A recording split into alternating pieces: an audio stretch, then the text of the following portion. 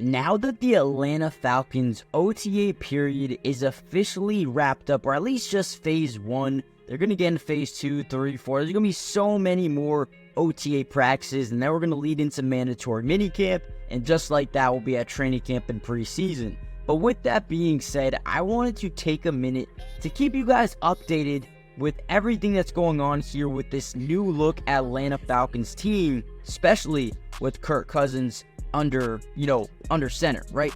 Now, in this video, we're going to break down some highlights, some film, some analysis, but also some news and notes. Something interesting just happened with the Atlanta Falcons and some of the top offensive players. We're going to break it all down in a second. But before we get into that, comment down below from this new look Falcons team, who is one player who has impressed you the most? And I know that there's no pads, there's no contact. It's very, very limited in terms of what they're doing right now in practice. But, from what you've seen, from what you've heard, who is someone that is impressing you thus far in practice? Now, let's get into this video. The one major thing I want to talk about is something that happened last week. Now, just last week, quarterback Kirk Cousins, tight end Kyle Pitts, and receivers Drake London and Darnell Mooney all took a trip to see former head coach John Gruden. Now, they thought it would be a good idea to go break down some film and learn some new things. Now, with that being said, that is exactly what happened, right? Let's take a listen to some of the press conferences, or in specifically Darnell Mooney, and one thing he took away from this trip. It's very interesting. I think that trip was a nice break in the ice. I mean, we talked about some things that you normally never talk about, like what frustrates you, what's some things that you hate, and now like one of my things that I hate, I hate check downs in 7-on-7. So Kirk knows, like, don't check the ball down in 7-on-7 because Mooney hates that. So it's some things that you dislike and things that you do love, and things that you just learn about a person, outside of football. So I think that was one of the biggest parts of the trip, and I think it was good for all of us, for sure. Now, another very interesting quote actually came from Drake May, saying it was eye-opening, right? Also saying, I think it broke down a barrier with all of us that was needed, right? Whenever you bring in a new head coach and a brand new quarterback in Raheem Morris and Kirk Cousins, there is a sense of you need to build chemistry. You need to have a connection, especially with your new targets here in Drake May, Kyle Pitts, Darnell Mooney, Rondale Moore, Bijan Robinson. You need to build a certain rapport with those guys. And I think this first trip is something that, in 6 months we can look back from and be like, wow, maybe that is where this all started. And I think Mooney said it perfectly when he said, I think the trip was a nice breaking of the ice. We talked about some things that you normally never talk about. We've heard him say it in his clip before, but I think it just goes to show how much this really could have helped, right? Now, listen. It was very interesting when the Falcons ended up taking Michael Penix after signing Kirk Cousins, to that massive deal. And, Kirk Cousins even came out and said, I had no idea that they were going to do that. But I think, again, this is where, matureness comes out and shows.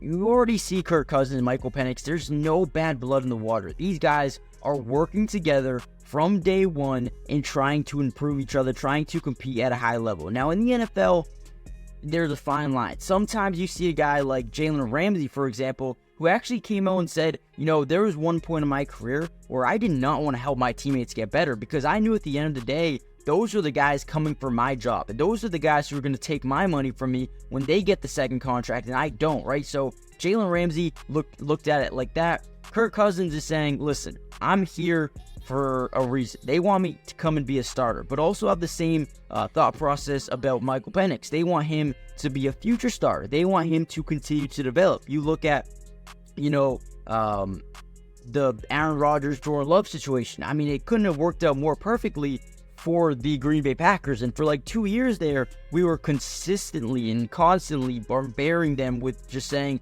why would you take Jordan Love when you have Aaron Rodgers? It doesn't make any sense. Well, look at him now. Nobody's saying anything about that now, because Jordan Love looks like he could be a Pro Bowler in a couple of years. And then they traded, Aaron Rodgers for, whatever they trade, or I don't even know what happened or what they got for him. But you know what I mean, right? So I think the Falcons are set up in a really good position where you can win now and win in the future as well with Kirk Cousins. And I love how you're seeing these guys, just be teammates, man. Just help each other and develop and just, be there for each other. So I know it's very early. There's no pads, no contact, but right away, I'm seeing a lot of good things out of Michael Penix and Kirk Cousins. Now, before we get any further into this video, do me a big favor and hit the like button just so we can get this, video out to more Falcons fans around the world. But also subscribe to the channel if you're new. It's free, doesn't cost anything, and we will be covering the Falcons for the rest of the season, off-season, which includes OTAs, mandatory minicamp, training camp, preseason, regular season, everything you need to know. We've got you guys covered. So make sure you guys join the family if you haven't already done so. But with that being said, comment down below who are you most excited to see from this new Atlanta Falcons team, right? You have Kirk Cousins, you have Michael Penix, but you also bring in a guy like Darnell Mooney and a guy like Rondale Moore, two guys I think can be day one upgrades from what they had last season. Casey Washington, a 6th-round wide receiver, has been standing out so far at rookie camp. Can he translate that over to OTAs? I guess we'll see. A lot of people, media members, including fans, also like Isaiah Wooden a lot, an undrafted free agent wide receiver. So we'll see how he continues to develop. But from there, it looks like the team is, there's not going to be too many there's not going to be too many battles throughout camp. I think the O-line is almost set up completely. I think the tight end position set up, quarterback, running back. I think all of these positions are pretty much set up. Maybe some defensive, position battles with Zach Harrison and Brandon Dorlus, or even Rook could try to fight his way into to a depth role here at nose tackle. But from there, you have guys like Grady Jarrett, day one starter. Arnold Ebiketie, day one starter. Caden Ellis, Troy Anderson, looks like they could be day one starters. I do think Braylon Trice is a guy who can make a name for himself. He was a 3rd-round pick this season, I believe. And then him and Lorenzo Carter, we'll see who wins out that battle. But those are two guys I think could compete. And then the DB room, it's actually really crazy to see. DeMarco Hellams, a 7th-round draft pick, looking like he could be a day one starter over Richie Grant again this season. That would be insane to see, right?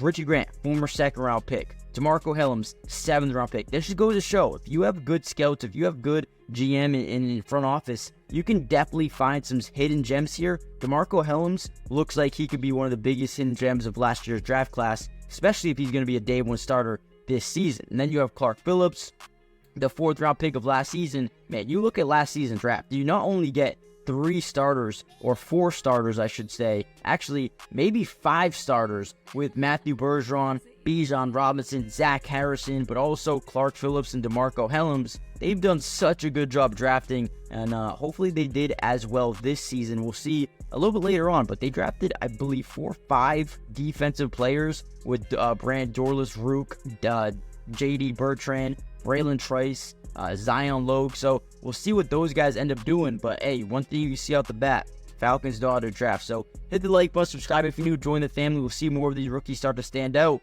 But man, I love where their team is right now, and I think they're only going to continue to get better. Hit the like button, subscribe, and I'll see you guys in the next video. Peace.